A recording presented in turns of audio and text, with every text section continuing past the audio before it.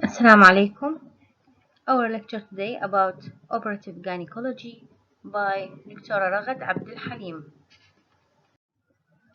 The objectives of this lecture is to outline of the main gynecological procedures with their indications, approach, types, complications, including hysterectomy, myomectomy, cervical cerclage, cervical polypectomy, and cervical cone biopsy. We will start by hysterectomy. By definition, hysterectomy is the surgical removal of the uterus. It may also involve removal of the cervix, ovaries, fallopian tubes, and other surrounding structures. The term hysterectomy means the removal of the uterus, regardless the removal of the ovaries and other nearby structures. Hysterectomy usually performed by gynecologists. It may be total or subtotal. Subtotal also known as partial or supracervical. The total type, it means removing the body, fundus and the cervix of the uterus, often called complete. The other type is partial, which is also known as supracervical or subtotal, which is removal of the uterine body while leaving the cervix intact. It is the most commonly performed gynecological surgical procedure. By definition, oophorectomy is the removal of the ovaries. It is frequently done together with hysterectomy to decrease the risk of ovarian cancer. Incidence: it is a common gynecological procedure. In the United Kingdom, 1 in 5 women are likely to have a hysterectomy by the age of 60, and ovaries are removed in about 20% of hysterectomies. Indications of hysterectomy: there is a long list for indications for hysterectomy.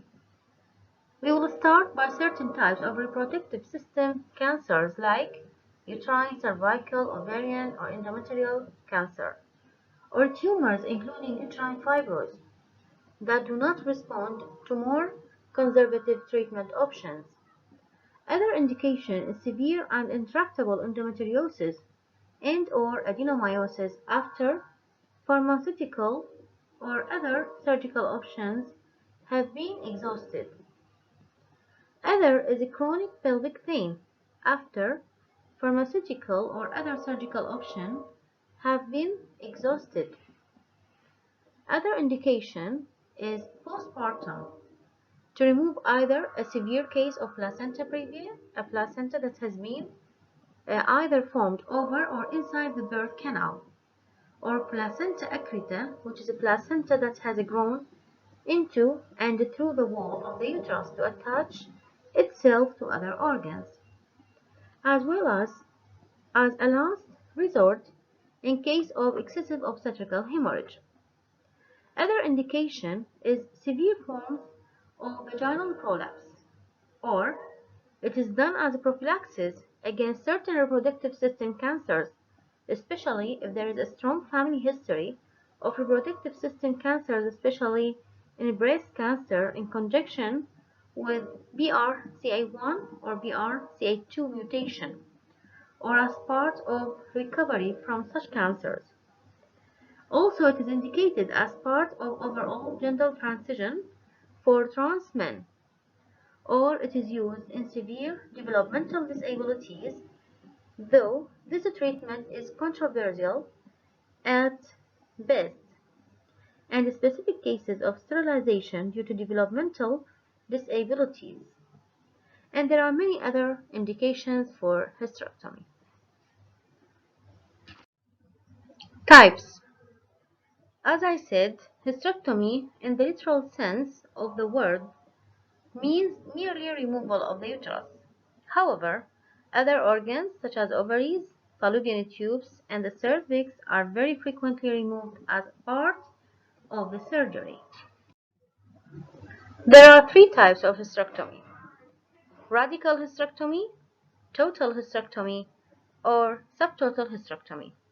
Radical hysterectomy is a complete removal of the uterus, cervix, upper third of vagina, and parametrium. It is indicated for cancer, with lymph nodes, ovaries, and fallopian tubes are also usually removed in this situation, such as in Wertheim's hysterectomy. The second type is total hysterectomy, which is complete removal of the uterus and cervix with or without oophorectomy. The third type is subtotal hysterectomy, which is removal of the uterus, leaving the cervix in situ.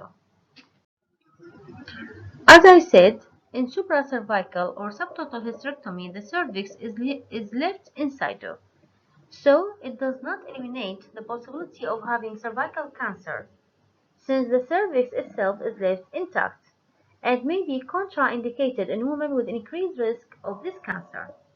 So in those patients who have higher risk of cervical cancer, total hysterectomy is mandatory.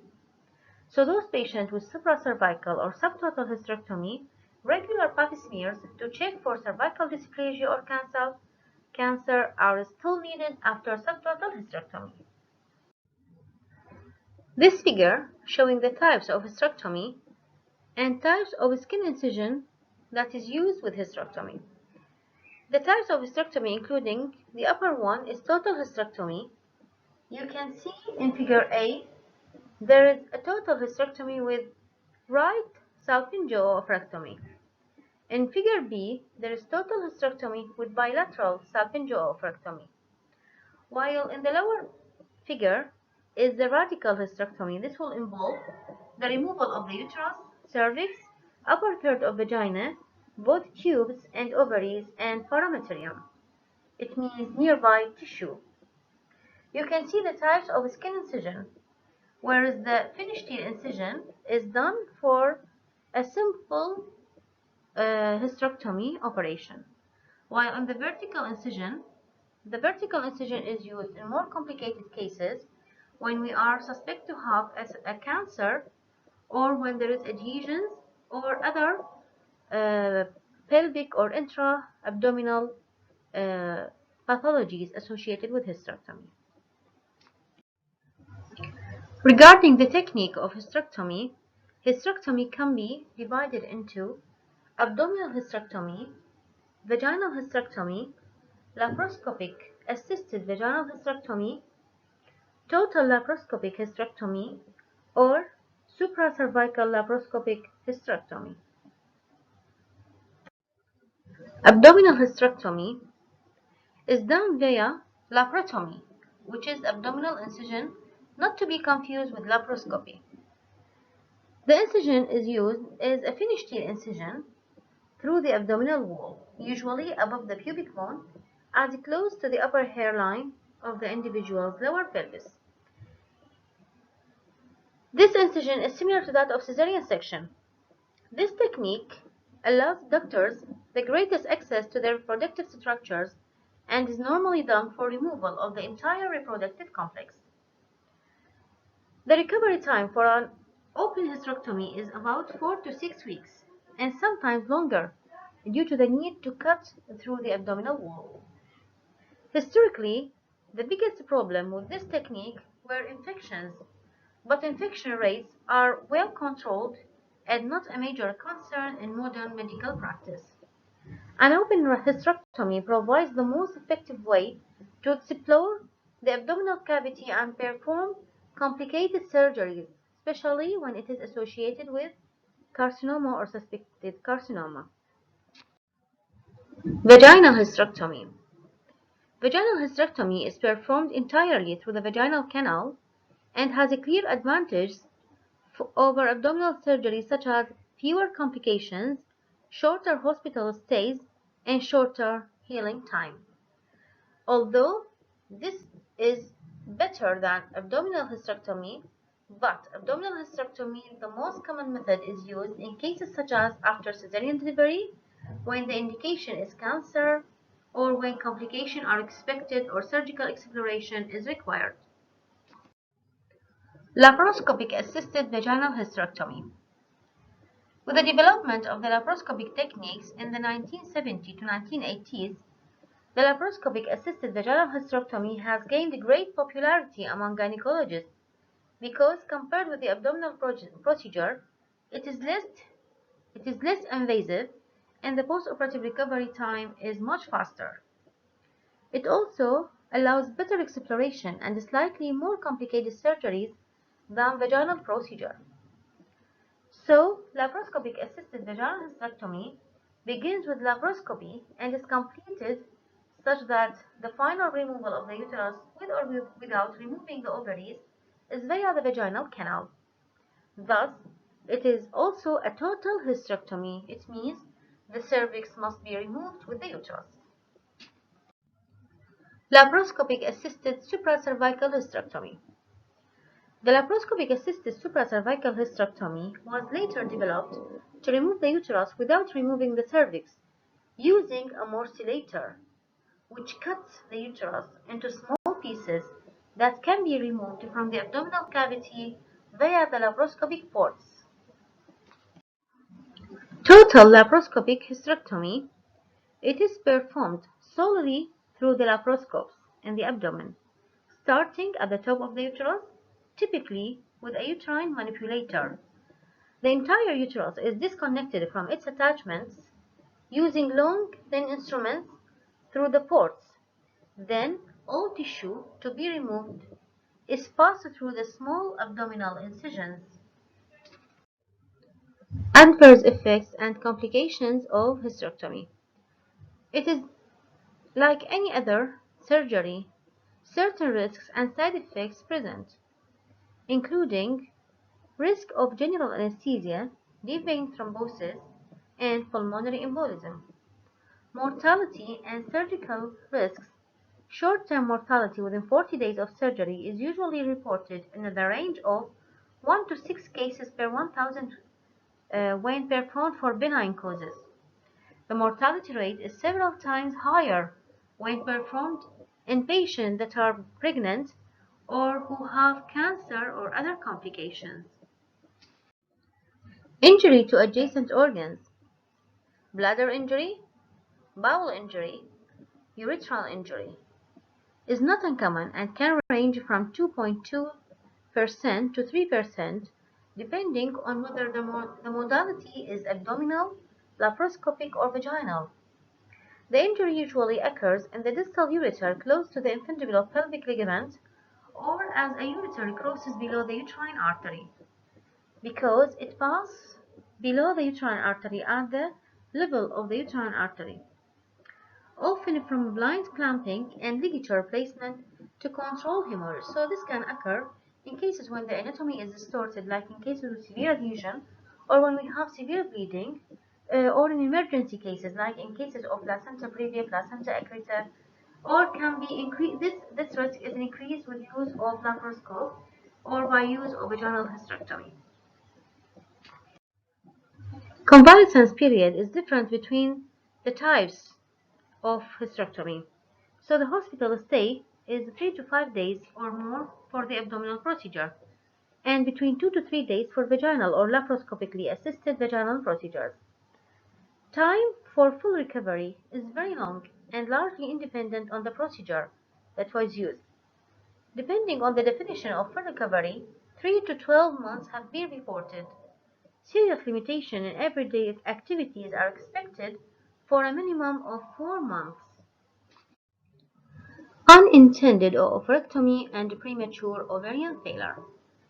Removal of one or both ovaries is performed in a substantial number of hysterectomies that were intended to be ovary sparing. This means I want to do hysterectomy without removal of the ovaries, but there is something wrong happened that made me removing the ovaries with the uterus. The general extraction by surgery of an ovary and a fallopian tube is called unilateral salpingo-oophorectomy, like you see in the figure, either right salpingo-oophorectomy or left salpingo-oophorectomy. But if both pairs of ovaries and fallopian tubes are surgically removed, the process is called bilateral salpingo-oophorectomy. The procedure is carried out to treat ovarian cancers or other gynecological cancers, also pelvic inflammatory disease or relative infections. In some instances, the extraction of one or both ovaries is recommended to treat a condition called endometriosis. The other note is that the average onset age of menopause in those who underwent hysterectomy is 3.7 years earlier than average, even when the ovaries are preserved. It means even if I preserve the ovaries, the menopause age will be earlier by average 3.7 years. Premature menopause and its effects. Estrogen levels fall sharply when the ovaries are removed, removing the protective effect of estrogen on the cardiovascular and skeletal system. This condition is often referred to as surgical menopause, although it is substantially different from a naturally occurring menopausal state. The former is a sudden hormonal shock to the body that causes rapid onset of menopausal symptoms such as hot flushes, while the latter is gradually occurring decrease of hormonal level over a period of years, with uterus intact and ovaries able to produce hormones even after the cessation of menstrual period. This means in surgical menopause, there is a sharp fall of hormones, while in the natural state of menopause, it occurs along a prolonged period. Even when the cycle stops, there is still a little amount of hormones that is released from both ovaries. As a consequence of this is cardiovascular disease, osteoporosis, which is a decrease in bone density, and an increased risk of bone fractures are associated with hysterectomies. This has been attributed to the modularity effect of estrogen on calcium metabolism, and the drop in serum estrogen level after menopause can cause excessive loss of calcium, leading to bone wasting. Urinary incontinence and vaginal prolapse. Urinary incontinence and vaginal prolapse are well-known adverse effects that develop with high frequency a very long time after the surgery. Typically, those complications develop 10 to 20 years after the surgery. Both prolapse complicate 1% of total hysterectomy. Adhesion formation and bowel obstruction. The formation of postoperative adhesion is a particular risk after hysterectomy because of the extent of dissection involved as well as the fact the hysterectomy wound is in the most gravity-dependent part of the pelvis, into which a loop of bowel may easily fall. The second most common gynecological operation is uterine myomectomy. Myomectomy, sometimes also called fibroidectomy, refers to the surgical removal of the uterine leiomyomas, also known as fibroids. In contrast to the hysterectomy, the uterus remains preserved and the woman retains her reproductive potential, and this is the difference between hysterectomy and myomectomy when the surgical option is done after failure of the non-surgical option for treatment of leiomyoma. Indications of myomectomy. The presence of fibroid does not mean that it needs to be removed. Removal is necessary when the fibroid causes pain, pressure, abnormal bleeding, or interferes with reproduction. The fibroids needed to be removed are typically large in size or growing at certain locations, such as bulging into the endometrial cavity, causing significant cavity distortion. Procedure. Myomectomy can be performed in a number of ways, depending on the location and the number of lesions and the experience and preference of the surgeon. Either a general or spinal anesthesia is administered. It can be performed by laparotomy or by laparoscopy or by hysteroscopy. We will start by laparotomy. Traditionally, a myomectomy is performed via a laparotomy with a full abdominal incision, either vertically or horizontally. Once the peritoneal cavity is opened, the uterus is incised and the lesion or lesions are removed. The open approach is often preferred for large lesions. One or more incisions may be set into the uterine muscle and are repaired once the fibroid has been removed. Recovery after surgery takes up to 6 or 8 weeks. The laparoscopy technique. Using the laparoscopic approach, the uterus is visualized and its fibroids located and removed. Morcellators are available to shred larger fibroids so that they can be removed through the small portholes of laparoscopy. Studies have suggested that laparoscopic myomectomy lead to lower morbidity rates and faster recovery than does laparotomic myomectomy. As with hysteroscopic myomectomy, laparoscopic myomectomy is not generally used on very large fibroids, so the size of the fibroid should be between 3 to 10 cm, while for those larger lesions, the laparotomy approach is preferable. Hysteroscopy approach. A fibroid that is located in a submucous position that is protruding into the endometrial cavity may be accessible to hysteroscopic removal. This may apply primarily to smaller lesions not greater than 5 cm. This means again, when we have submucous but it is larger than 5 cm, it is better to choose the laparotomy approach. Complications and risks of myomectomy. Complications of the surgery include the possibility of significant blood loss leading to blood transfusion, and the risk of adhesions or scar formation around the uterus or within its cavity. The possible need later to deliver via cesarean section. It may not be possible to remove all lesions, nor will the operation prevent a new lesion from growing. So there is a risk of recurrence. Development of new fibroids will be seen in 42 to 55% of patients undergoing myomectomy. There is also risk of uterine rupture and subsequent pregnancies. And this is against the concept of preserving uterus. Thus, women who had myomectomy, with the exception of small submucous myoma removal via hysteroscopy or largely pedunculated myoma removal, should get cesarean delivery to avoid the risk of uterine rupture that is commonly fatal to the fetus in her subsequent pregnancy. Other subject in this lecture is cervical polypectomy. Cervical polypectomy is a procedure to remove small tumors or polyps, often growing on a stalk, from the opening of the cervix or inside the cervical canal or endocervix. The polyps are generally non-cancerous or benign. Cervical polyps are caused by an overgrowth of normal tissue. They are relatively common and most do not cause symptoms. Cervical polyps are frequently the result of infection and may be linked to chronic inflammation, an abnormal response to higher levels of estrogen, or local congestion of cervical blood vessels.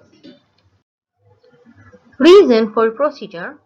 Cervical polyps do not usually cause symptoms.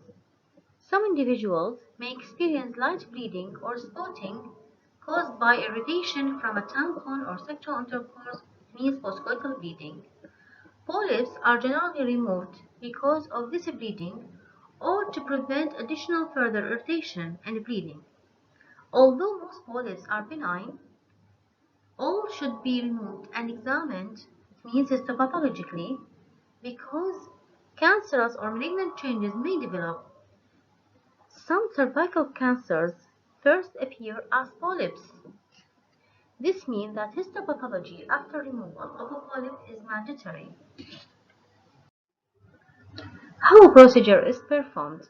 Polypectomy is usually an outpatient procedure performed in physician office.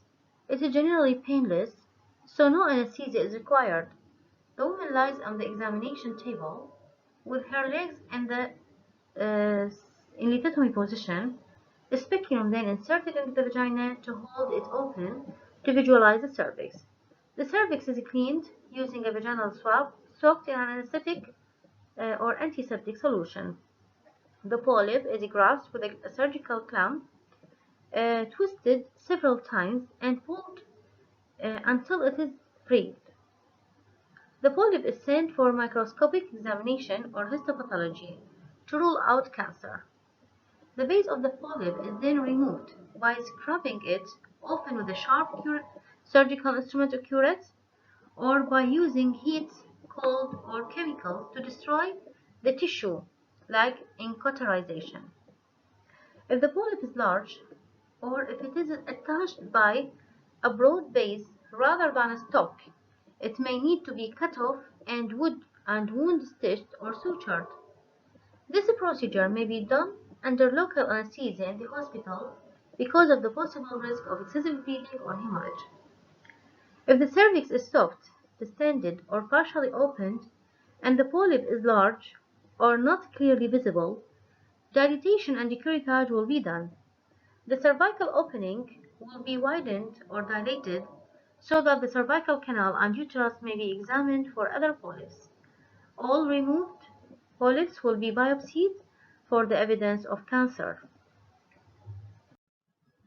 Complications of cervical polypectomy are rare.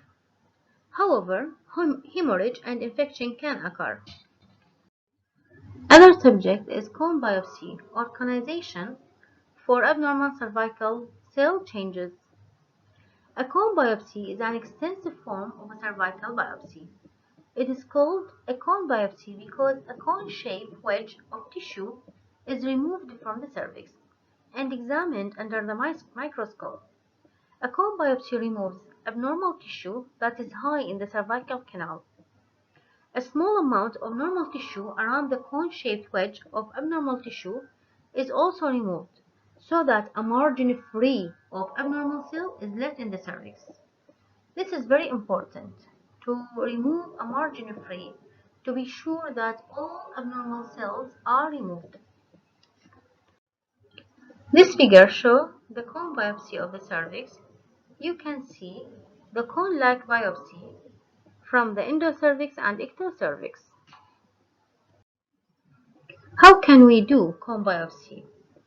A sample of tissue can be removed for a cone biopsy using a surgical knife scalpel, a carbon dioxide CO2 laser, or loop electrosurgical excision procedure, which is the most commonly used procedure. The risks of cone biopsy. A few women may have serious bleeding that require further treatment. Narrowing of the cervix means cervical stenosis that causes infertility, which is rare. Inability of the cervix to stay closed during pregnancy, which is known as incompetent cervix, may occur. Women who have had a cone biopsy may have an increased risk of miscarriage or preterm delivery. Other subject in this lecture is cervical cerclage. Cervical cerclage, also known as tracheoplasty, also known as cervical stitch.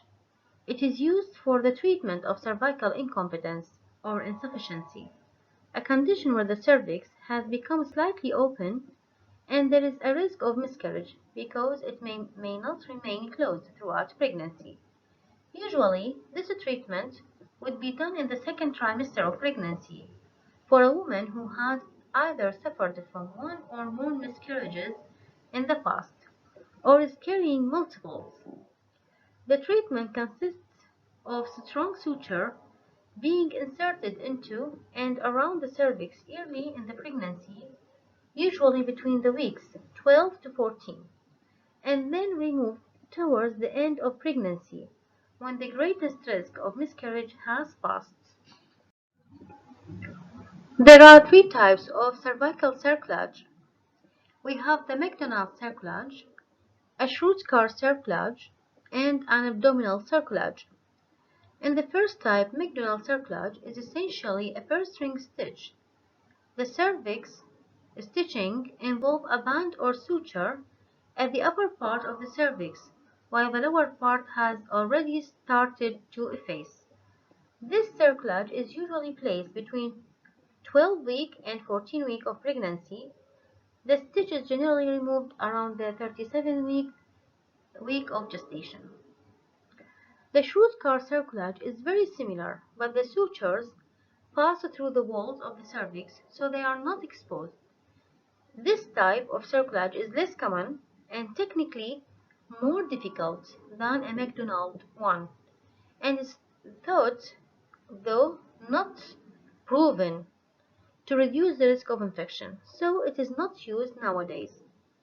Abdominal cerclage, the least common type, it is a permanent stitch, involves stitching at the very top of the cervix inside the abdomen.